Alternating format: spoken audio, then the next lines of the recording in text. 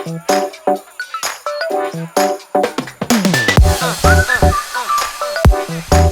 is the updated Citroen C5 Aircross. We have the top of the range, the C-Series plug-in hybrid electric version here today. Let's have a good look around it. Brought to you by AA Approved Servicing. Book yours at aa.ie/servicing. The Citroen design language at the nose here, as we're seeing on a lot of their cars at the moment, and overall I quite like it. It's a little bit safe. It's not particularly modern or cutting, but I think it's nice. Quite a high bonnet on it just here. We've got a lot of this kind of gloss black material at the front with these little chrome elements indicated in the chevron badges there as well. A little bit of air intake down there. This is the plug-in hybrid version, so we've got both powertrains. Yeah, overall quite decent. At the side we start to get a picture for the bulk of this car, because it is actually quite big. Now for a bit of context, I'm 6'2", and you can see the car is all the way up here, roof rails on the top, which is great.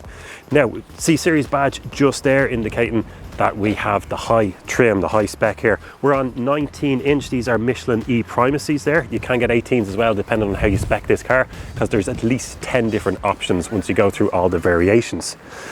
I like the fact that there's a lot of gloss black here. You can have the kind of two-tone roof. Now we've got the panoramic opening sunroof as well.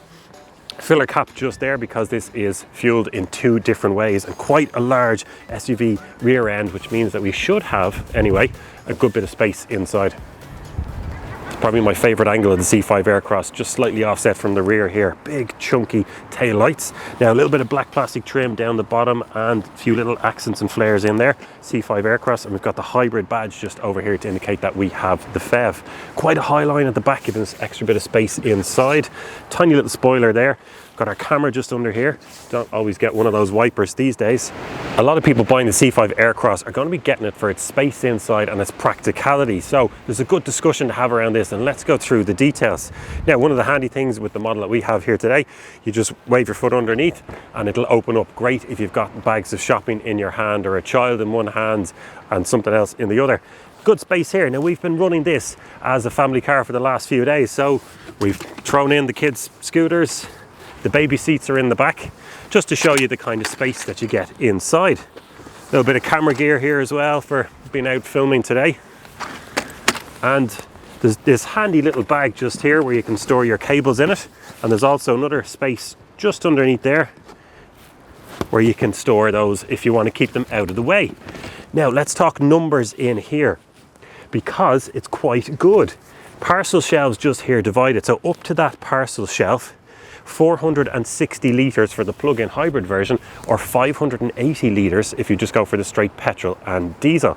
Now of course you can take all these out if you want that bit more space inside, and it's fairly easy to do.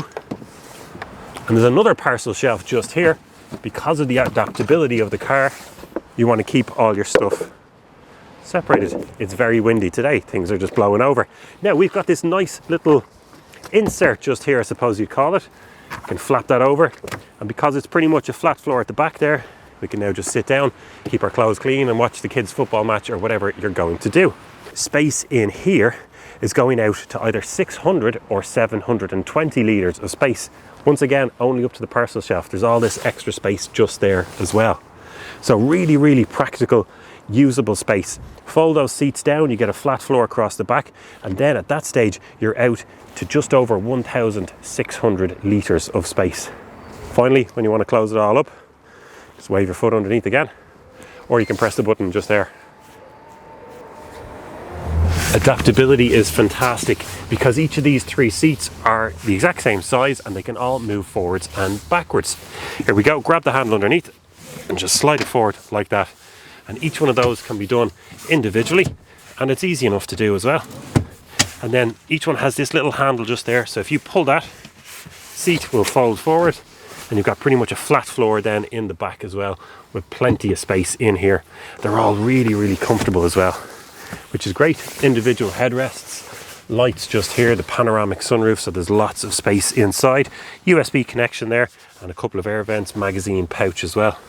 And that flat floor at the bottom makes it really handy just to go over and back. So overall space inside, and that adaptability is really, really impressive.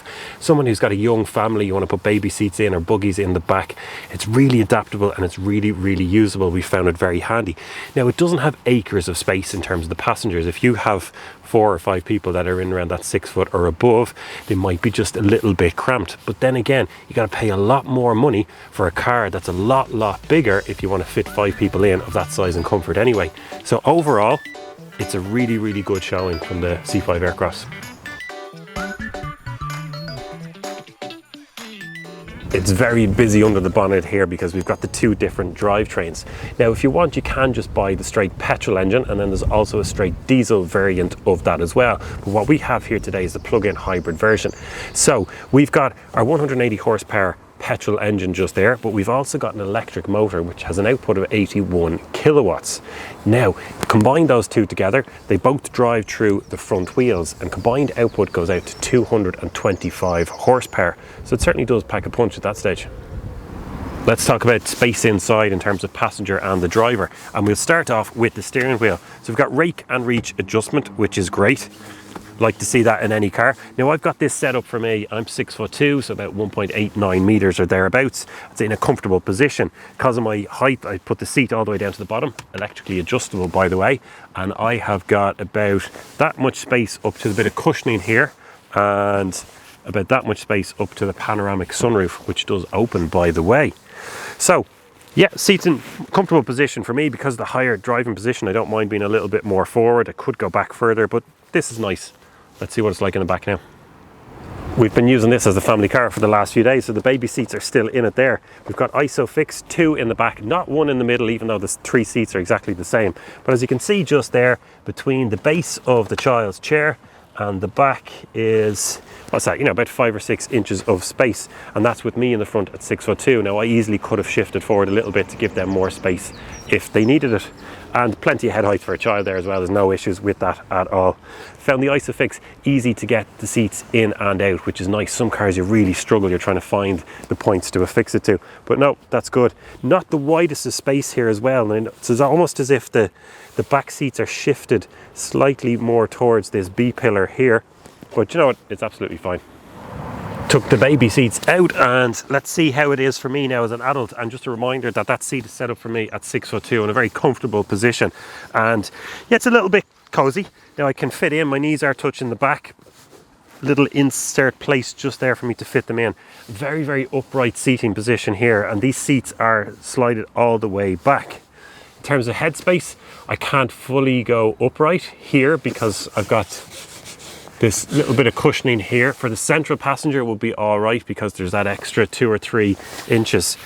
Another thing that I noticed is because the 3 seats at the back are exactly the same size, the 2 on the outside here are actually quite narrow. So if I close the door, my shoulder line is just about touching off the door, and I'm actually kind of slightly sitting on the clasp for the seatbelt. Now if I move over here into the middle as that central passenger, it feels better than it would in most other cars because I've got an extra little bit of space and I've got decent head height thanks to the panoramic sunroof. But in general, you don't really have 5 adults in a car at any one time. Being the plug-in version, we've got our petrol filler cap on the other side, and here is where we charge it up. Very big flap for just one little socket. Type 2 socket there, so you can plug that into a 3-pin socket at home, or you can use your Type 2 cable. Now, it's a 13.2 kilowatt hour battery in there. Of course, you don't get access to all that. They keep a little bit in reserve at the bottom and the top to protect the battery and make sure there's enough energy there to work the hybrid system as well. So on a granny cable, you're looking at a 0 up to 100% charge of something like 6 or 7 hours, and you can drop that down to around 2 hours if you've got your Type 2 cable. Now, how far is that going to get you? That's the thing. So we're looking at 55 kilometers WLTP range just off battery power alone. But as we all know, WLTP is a little bit optimistic, and something in and around that kind of 40-45 kilometers is probably more realistic in normal circumstances.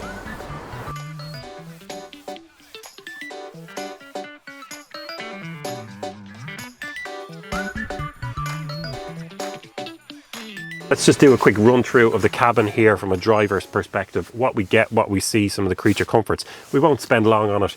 Steering wheel is quite nice leather effect on it. A few of the basic buttons just there for your volume, scrolling through the menus that come up on the driver's binnacle there. Now if we want to start it up, foot on the brake and press the start button just there. Everything comes to life with a couple of bongs. So we've got two flappy paddles here, because this is automatic being the plug-in hybrid. So if you want to toggle through the gears yourself, you can do that just there. Stalks and, you know, lights, indicators, the usual things like that. The driver's binnacle is pretty good. 12.3 inch display, so there's plenty of space on it, plenty of information shown. The resolution and the look of it is, I would say, a little bit dated. Nothing wrong with it. It works absolutely fine, plenty of information there, but it's not the most interactive or stimulating, let's say. We've also got this 10-inch screen just here, touch screen. Once again, looks a little bit dated. There isn't a huge amount going on with it as well. You can change some settings and stuff like that, of course, but in general, yeah, it's all right. A few little shortcut buttons there, which will control what's on the screen as well. And then more shortcut buttons underneath here for locking the car, your demister, volume control, things like that. Two old school USB connections just here and a 12-volt charger. Wireless phone charger, which is great. So you just take your phone, slot it in there, and that works straight away. There's a little light to tell you that it's on also. Gear selectors are just here. Now we've got park, reverse, neutral, drive and B. And B mode just means that it will increase the regenerative braking, and you might find yourself pottering around without ever using the physical brake pedal, which is great. 3 different driving modes, so sport, electric and hybrid as a blend. Yeah, overall, it's quite nice. The panoramic sunroof is great, lets in plenty of light, just feels a little bit airy. Electrically controlled just here, so you can close the blind if you want, open up the blind or open up the sunroof. You have that as you see fit. One last thing as well, the seats are so comfortable. Firm padding underneath it, and then the last 15 millimeters of padding on the exterior is just a lot softer, and it feels so comfortable. And that's one of the great things about a Citroen, and any Citroen I've gotten into recently, they're just so comfortable to be in.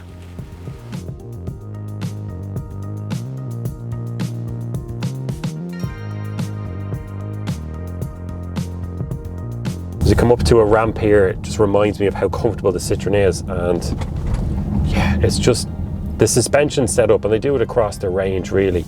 It's so comfortable. So that the dampener at the start, when you first hit those little bumps and little ramps, it's so soft, nicely softly sprung as well. Big squishy tires on this one. It just means that when you're taking those little ramps like this, you know, and just around housing estates and stuff, that it's so comfortable. You couple that with the sound insulation, so we've got insulated glass up at the front, nice little bit of padding in the wheel arches, and it's just so quiet in here. And when you have it in electric mode, there's almost no noise at all from the drivetrain, and it just makes it such a peaceful, wafty, comfortable drive. And could I criticize it for, you know, not handling particularly sharply and the weight and the feedback in the steering?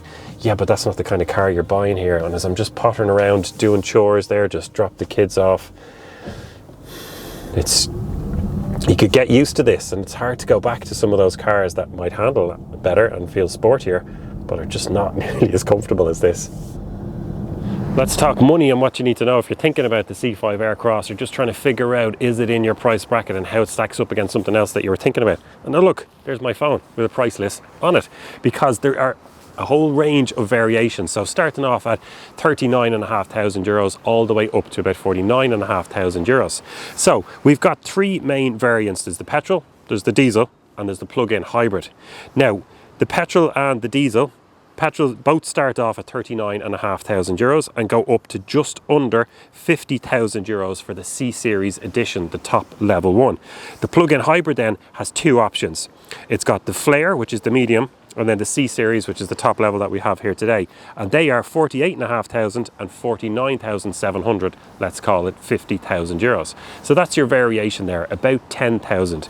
And the cheapest plug-in hybrid version is 8,000 more than the cheapest petrol or diesel variants. However, you get a lot more spec because they don't offer you the very, very basic flare pack if you go for the plug-in hybrid.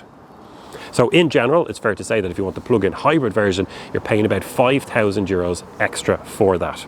On a nice straight road here, it gives us a chance to talk about fuel economy for a moment. And I reset the trip meter there a couple of days ago, just before when I charged it up, and I wanted to just see what it was like over a couple of days. So I've done 105 kilometers. Now in that time, I've averaged 31 kilometers an hour. It's been various bits of driving. So I've used 3/4 of the battery, and also I've used 5 litres of fuel, 5 litres exactly. So that's a good way to kind of figure out how much energy we're using overall, because when you're buying a hybrid, you're kind of expecting to save a lot of money on fuel efficiency. And if you drive it right, you can, but don't think that it's going to be anywhere near as cheap to drive as a fully battery electric car will. So there we go, yeah, 105 kilometers we're up to. We've used exactly 5 litres of petrol and 3/4 of that battery. Now they say it's 13.2 kilowatt hours, but that's more than likely gross, as in they keep a little bit of a reserve at the bottom and the top. So the usable battery is probably in and around that kind of 10-11 kilowatt hours. So that gives us a good way of figuring how much energy we've used for that 105 kilometer journey. Rolling the cameras now, because the next 60 seconds or so is a really good chance just to condense the whole driving experience of the C5 Aircross down into a very short period of time. So as we're coming up to a roundabout here, I'm in fully electric mode. As I take my foot off the accelerator now at 50, 40, down to 30. So I'm not using the physical brakes at all. It's using regen braking, so it's charging up the battery as it slows me down, which is great. As I come around the roundabout, the car does loll a little bit. The steering isn't particularly precise, but we're not really looking for that. Now, as we release out of the roundabout here, I'm quickly going to put it up into sport mode. There we go, it's into sport mode now. I'm carrying 45 kilometers an hour, so let's floor it. 1, 2, 3. Engine kicks in. Now a bit more drive, 80, 90, and we're just coming to the speed limit there, so I'll ease off. The engine is still roaring and slowing me down a good bit, and the battery is recharging it. So it's holding a higher gear. It's dropped back to 4th gear now at 80 kilometers an hour, 5th, because I'm driving along nice and easy. But I can just go back into hybrid now by clicking the drive mode button down here. It goes into hybrid, and we can check up here and see what the engine is doing. So if I click on flow, it's showing me that the petrol engine is still on. So you put it back into electric mode. It doesn't always allow you to do that. And yes, it's gone into electric mode now. So as I'm coming downhill, I just ease my foot off the accelerator and it's charging me up as it's slowing me down. And as we drive around in electric mode, it really just wafts. It's just so comfortable. Hybrid mode then just, once you need that extra little bit of power, it'll kick in, but in general, it will favor the electric motor and battery power. And then sport mode for when you want to put the foot down and get a little bit more spirited with your driving. But if you're looking for spirited driving, this is probably not the best vehicle for you. And coming out of the roundabout, we're in electric mode. Here's another little thing. So we're in electric mode. Up a hill, it's accelerating slowly. If I put my foot down, it actually senses that you need a lot of power, activates the petrol engine for you, take off, and there we're up to speed limit already.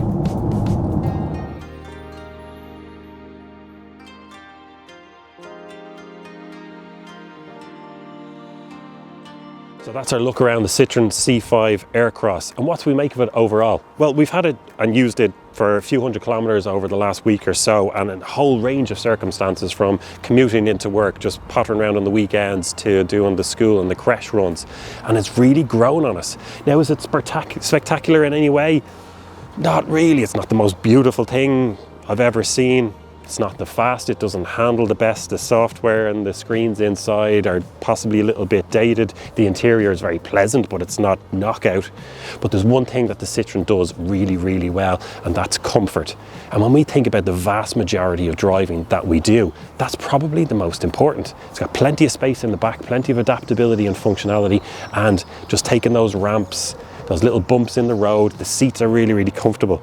And that's where the Citroen C5 Aircross comes into its own for me. And I think it should be on the short list of a lot of people who are out there thinking about the likes of a Nissan Qashqai or possibly a VW Tiguan or something like that. This should definitely be on that short list because it might give them a very, very pleasant surprise.